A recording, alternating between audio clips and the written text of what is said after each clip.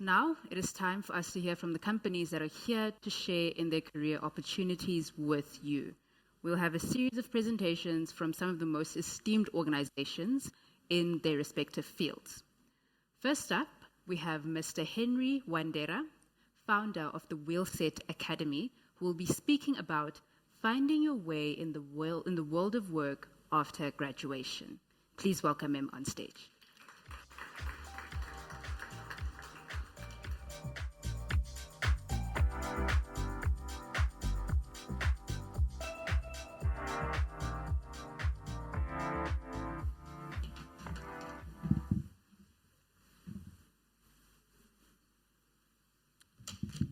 Good evening, ladies and gentlemen. So I hope you can hear me well. So my name is Henry Wandera. I'm exceedingly humbled to be invited and to speak before you. I came from Uganda to South Africa. Just brief overview of everything. And I was at UP, University of Pretoria, 2017. Thanks to Mastercard, for bringing me in, and it wasn't an easy journey for me at the beginning of everything. But luckily, I managed to get everything together and be able to understand what South Africa was, what UP was. Now, let me just briefly explain to you what happened exactly. So, 2017, I come from Uganda. My challenge is one. I was coming from a background of education. I wasn't really a computer programmer, but I came in to do my honors in computer science.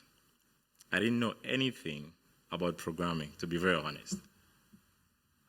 But my modules for undergrad, we used to play with some C++. So my first year, 2017, I wrote quite a lot of emails to the Department of Computer Science at UP, asking for a tutor to teach me how to code and how to learn Python and Java. And one of the professors said, "But how did you get here?" I was like, okay, fine. There's another professor who retired. She kept on motivating me and believing in me. She knew I could. I'm capable of doing things. I lacked confidence. I think that's one of the things.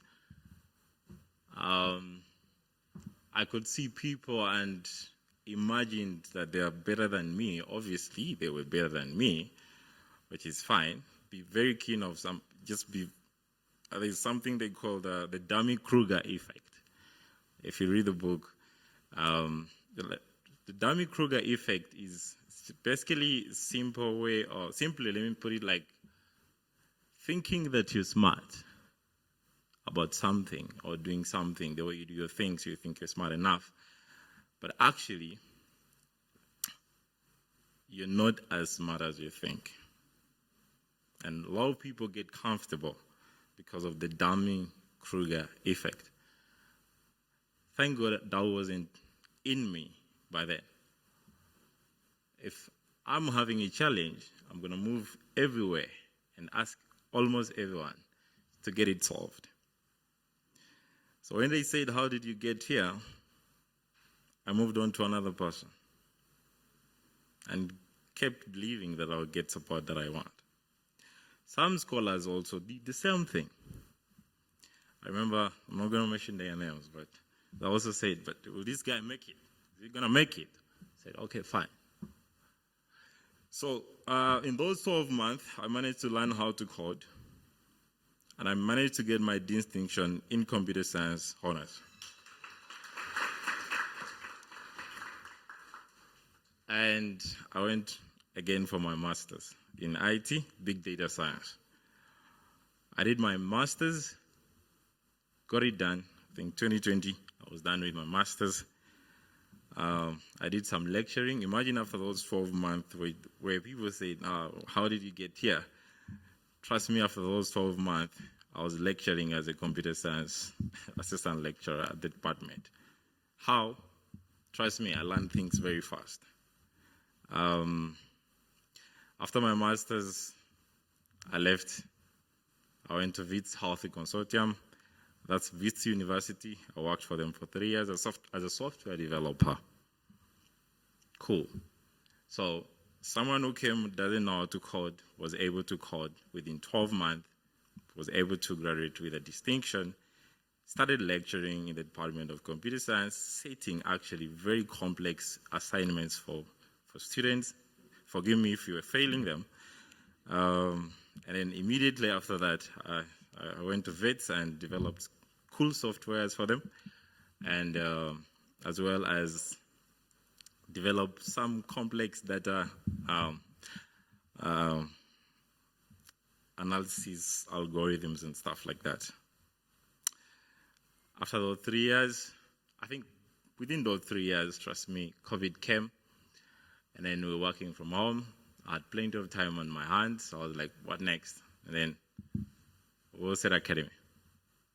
Because I'm coming from a background of a teacher, I started the academy. And trust me, at this moment, I knew what I was going to put my money in because money was coming in from my employment. I knew how to develop my own personal website. I knew how to develop my own learning materials for my clients. And I knew how to present the content to them in a meaningful way. However, I was on the corporate world as well, developing stuff for them.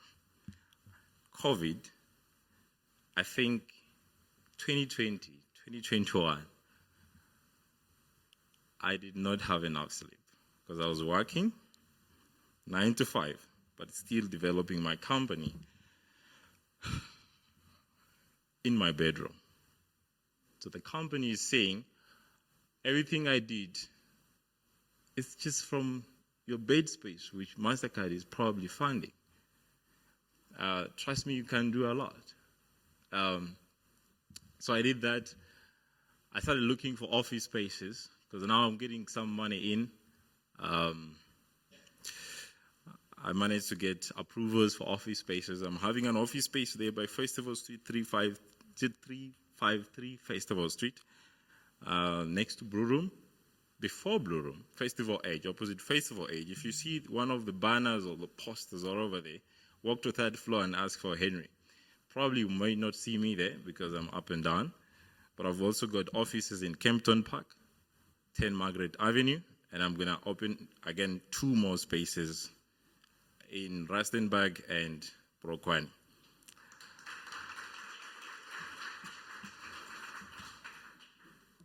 But as a director of Wheelset Academy, I'm also employed by Leaf. I'm actually working with Leaf Finance Group. I'm working as a data scientist for an Australian company. So if I live here, I'm also going to be working Australian hours. So around midnight, they're probably going to be entering the offices. So if I work maybe up until 3, then I can sleep and then I wake up around 8 in the morning. And we have a check-in station, and I'll say, hey, Yaku, okay, see you, man, bye. And then he knocks off out of the office, and then I go back to my hustle. So I'm able to maximize 8 hours of my time during daytime running my own businesses. If I want to walk to the offices, I can go to the offices, yeah, but during daytime, I'm really focusing on my business and other stuff. Nighttime, I can sit down, write a little bit of code, Python code. The previous speaker mentioned quite a lot of things, and actually it was speaking to me because I want to be very honest. That wasn't like a light talk. Take it very serious. So as you get there, you really understand the meaning of every point he was actually mentioning. So you work hard and you need to exercise. Luckily, I don't miss my exercises. But here's the thing.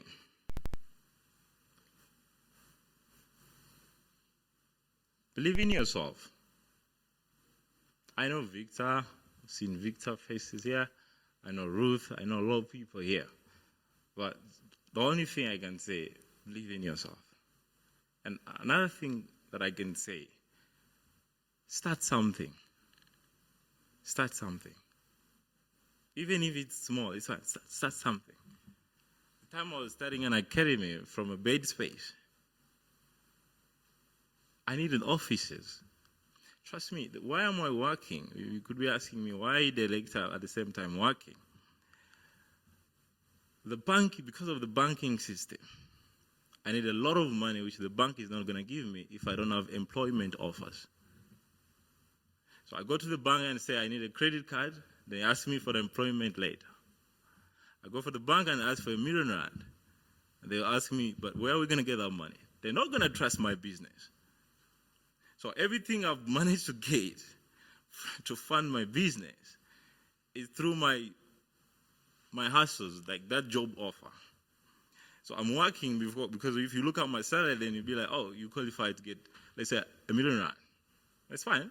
How much do you have to give me in cash? Just give me 300,000 rand. And I'm going to get that and I'm going to put it in my investment.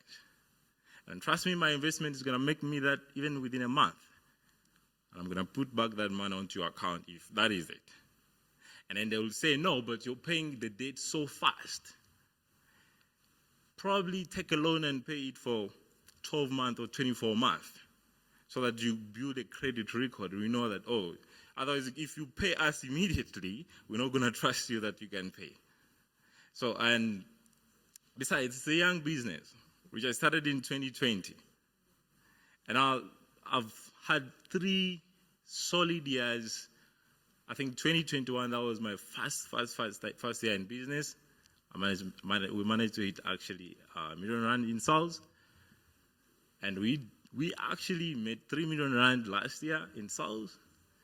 And now it's a R5 million plus in sales.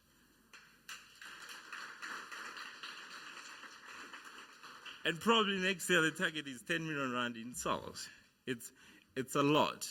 Actually, it's a big company. Now, what do we do?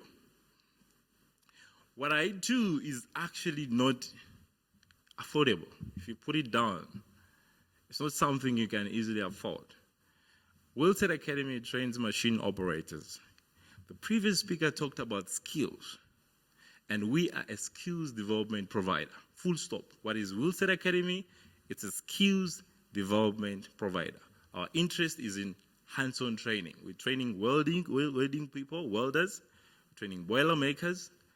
We're training machine operators like forklift drivers, dump truck operators. These people are working in the mines. I was giving you stats about the mines. I've been in many mines training their employees. You mentioned about reskilling after 6 months. If I give you a certificate, the certificate is going to expire maybe after two years. That's according to what CETA is telling me. The academy is accredited by Transport Education Training Authority and Construction Training Authority, and QC2 as well. And trust me, these courses are all about skills. You're going to spend at our premises literally 2 to 5 days, and you're going to be knowing how to operate the machine. I've learned how to operate excavators. You see those trucks that they use maybe when they're constructing roads, tower cranes on every building that they're constructing. I've been in the health and safety department, training health and safety professionals. I was in the conference in May in London, presenting still about health and safety. And my interest is now in skilling employees. That's what I've narrowed down to, not like university or anything. I want to see you. We're going to talk for a week, get all the skills that you need, work out. Fine. I'm going to be hired in a company. I've trained in a lot of companies. I think the academy has over 150 companies. Those are clients. And we're training in all these people, in all these companies. I send people to go and train there. And the academy is also into the health and safety space, making sure that everybody is working safely. And trust me, that's a big field as well. So we've been there, and trust me, it takes a lot of money, especially on the machinery side for the mining sector. One truck is going to cost almost R1 million, like R3 million, R5 million, a truck. And then you're going to come to me and you say you want to operate a truck. Where am I going to get the R5 million? But here's the thing. I've managed to get MOUs with the mines, with the companies, with the people that have machines, and I can be able to train not on my machines, and I'm not interested in most of the machines because the cost of maintaining them, they need a huge piece of land. I'm looking actually for something like 4 acres of land to put on some of my plant machinery there. I'm still looking around in areas of that. You need a lot of money, and you need a lot of money to maintain the machines. If I was to wait to start, I needed not less than 30 million rand. But because of networking and reaching out to companies that have these machines, I can go to the mine and I say, okay, that we can use that one of those machines for training purposes. How much are you going to pay me per hour? And I'm going to get that cost and bring it down to my client. And then we're going to cut it down, and then I'll be able to train my client. And even if I go to the government for accreditation purposes, the government is going to ask me for the machines. But I've offered them MOUs to say, listen, I've got my learning materials, I've got all of them, I've got my learning office spaces and stuff like that, I've got cars moving up and down, I've got accommodation for the students. All I need is give me accreditations for this. Because here is the MOU of machine owners, and I'm ready to work with them. And that's how we managed to work. And like I said, and like the previous speaker said, skills. It's what I care about. Ask me my master's degree, I'm using it for survival purposes because I need to go to the bank and ask for a loan, and they're going to give it to me. After 5 years, if I make enough sales, trust me, I don't need my degree. I'm going to run my own institution. And I've also started another subsidiary called GLOBS. GLOBS is Global Operator Staffing, because a lot of operators mention about artisans. The world doesn't have enough artisans. Everywhere, New Zealand, Australia, all those people are clients walking into my spaces. We're training them. Now, what Global Operator Staffing, it's coming in the artisan space to make sure that we place the operators of these machineries, of these with artisan skills, into the right spaces.